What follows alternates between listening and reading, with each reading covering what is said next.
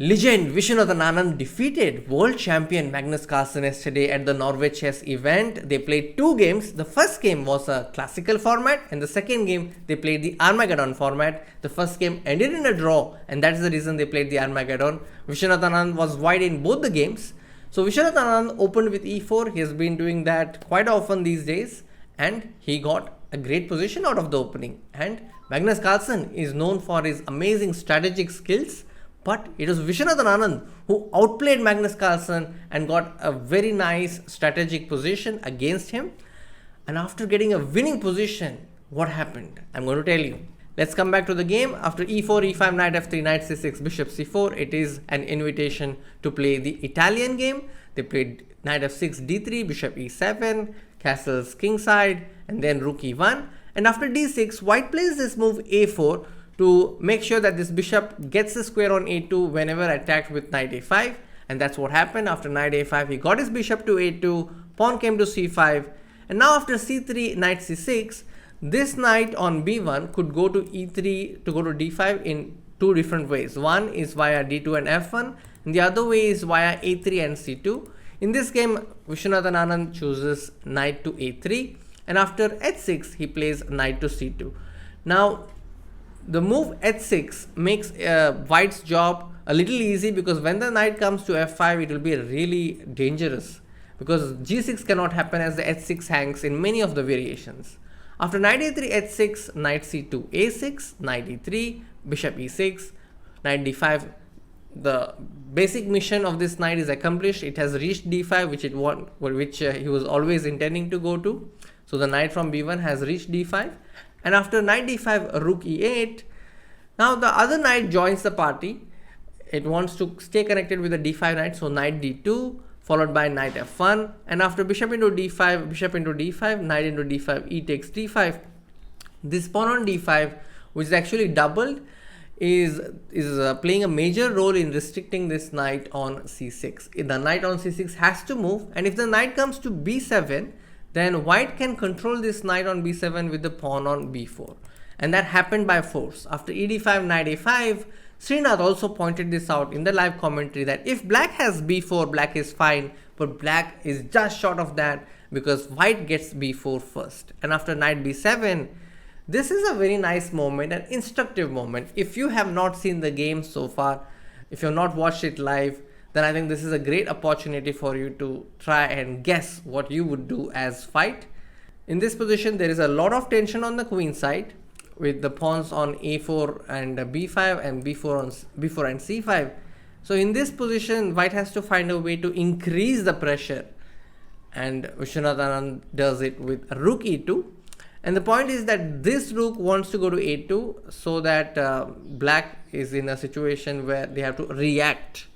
Black is able to maintain the tension, but after rook e2, Magnus Carlsen clarifies the situation with c takes b4. And after c takes b4, if you observe the pawn on b4, it's a pawn, but it's controlling a piece which is worth 3 points. The knight has nowhere to go. So after cb4, black attempts to exchange that pawn on b4 with a5, so that once the b4 pawn is eliminated, the knight can again find some hope on c5. But after ab5, ab4, he plays rook b1, and again the b4 pawn is hanging. So Anand says, okay, I'm letting your knight out, but I want the pawn. So rook into b4 is coming, plus this b5 pawn is very dangerous. It is already past the 4th rank, and it's on the 5th rank. So after rook b1, Magnus Carlsen played queen d7, and here Viswanathan Anand doesn't rush. He plays rook e b2, and the point is, you cannot take the pawn, as after rook takes b4, the double power of the rook ensures that white wins the knight on b7. So after rook e b2, knight c5, rook into b4, white is completely better. And here Magnus Carlsen played queen f5, and bishop e3 was one move that Viswanathan had to spot in this game. He did it.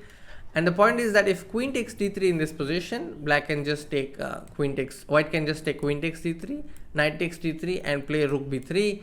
And this knight again has to go to c5 or f4, and in both cases white is clearly better.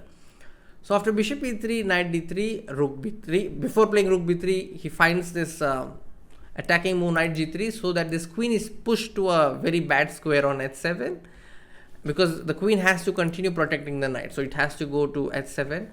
Queen g6 kind of move is met with rook g4. Yeah, so knight g3, queen h7, and now rook 4 b3, attacking the knight on d3. Knight goes to c5, and now we are left with a good knight versus bad bishop. As they say about exchanges, it is not about which piece you exchange, but it is about what remains on the board after the exchange takes place. And we are left with active pieces for white and passive pieces for black, plus very strong pawns for white and not so great pawns for black. So after dc5, he pushes b6, and Viswanathan says it's just curtains here. That's what he said in the interview, that after this b6, it's just game over. But after rook ed8, b7, rook ab8, rook b6, there comes a point where Vishy himself says that he missed this continuation where he could have just finished the game off. So maybe this is a good moment for you to guess what you would do as white. It's a move that clinches another pawn. I think that's a decent way to put it. So here the move is queen to g4, and the idea is to play knight f5, knight h5, or queen takes c4. So there are multiple ideas. And if black plays c3 in this position, white can just play knight f5, bishop g5, and then in this position there are multiple ways to win. One way is just to play rook c6 and capture this pawn. So queen g4 was just a clean way to finish off the game, because then c4 is also dropping. But after c4, Anand played rook c6, and after queen d3, he went wrong with queen f1, and that helped black to exchange queens and also at the same time win this important and dangerous pawn on b7. And after this knight f5, white wins the h6 pawn, but the resulting position is not winning for white, because after king h7, rook takes f8, king h6, d5 is about to fall, and so the players agreed to a draw here. And at this moment, Viswanathan revealed in an interview that he had his laptop with him and he wanted to actually prepare. That was his basic plan, but after a draw like this, it was not easy to again open PC and do opening stuff. So what he did was he just rested after that game, and he feels that to win the Armageddon game, he was amazed after such a game, because he was winning. The win was so close, and then he blew it away. But then I think when the situation came for the Armageddon, he was back in action. So that just those few minutes that he did, that he took as a break, really helped him to focus again on the next game. So in the next game, Viswanathan was white again. So they repeated colors, and he played the same line with e4. And in this position, I think a4 again, the same idea like I mentioned in the previous game. And here he got this double bishop advantage quite early in this particular Armageddon game. And after queen d1, I'm coming to the important moment after c3, bishop c5. And until this point, it was just going normally, and things started changing when there were a lot of exchanges. After ed, and then bishop c5, knight c5, d4, e4, queen e3, knight d3, queen d2. Here Magnus got a chance to show a brilliant move, and that is knight f2. Obviously rook f2 or king f2 is met by e3, so Vishy played f takes e4, and after knight e4 he played queen d3. And in this position, white has to make some progress, and since the rook is on f1, it makes sense to double. So Vishy doubles on the f line, but he does more than that later. After doubling, you can see that he starts off with g4, and now this is a double-edged move. You can't say that this is the best move in the position, but it does give some practical chances considering that the players are playing an Armageddon. And after knight f6, he plays knight f4, and there was a critical moment here after rook f5, rook h8, Vishy played knight takes g5, and in this position, black has a way to get some advantage, and that is by playing knight takes g5, allowing to be checked, and then king f8. And then if you compare the king's position, it turns out that black's king is a little safer than white's king. So in comparison, black is actually better. But in this position, Magnus made a mistake with rook h4, and then comes, I think, the move of the day.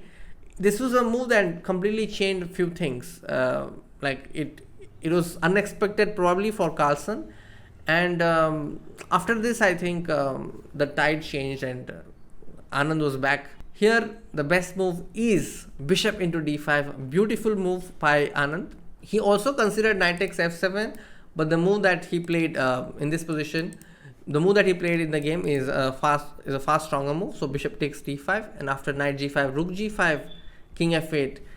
In this position, the cleanest way to end the game, or let's say the cleanest way to extend the advantage, is queen to g3.